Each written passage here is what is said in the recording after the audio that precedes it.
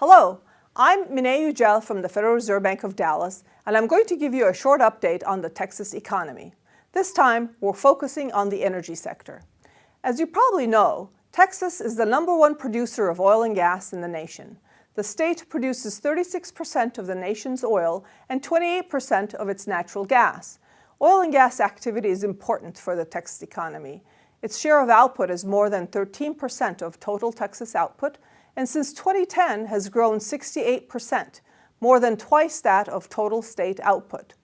The industry is relatively capital intensive, so it only makes up 2.6% of total state employment, but job growth has been nearly 5 times that of the state since 2010. The energy industry also has spillovers to other sectors, creating jobs in professional and business services, construction, trade, and manufacturing. Let's take a look at current oil and gas production in Texas.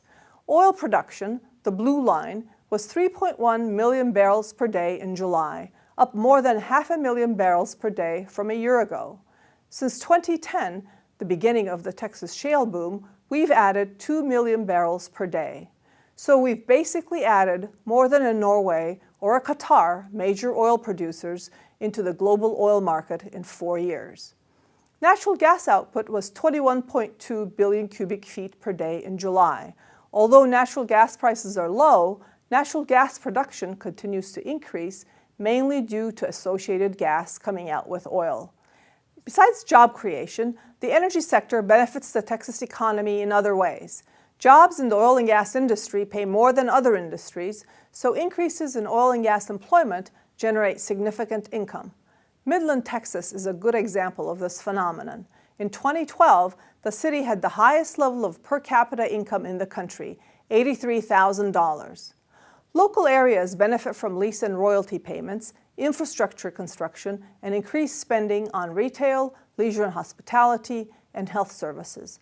Local governments benefit from greater sales taxes, and the state gains from increased severance tax revenues. Severance tax revenues were $4.5 billion in 2013, 9.4% of total state tax revenues.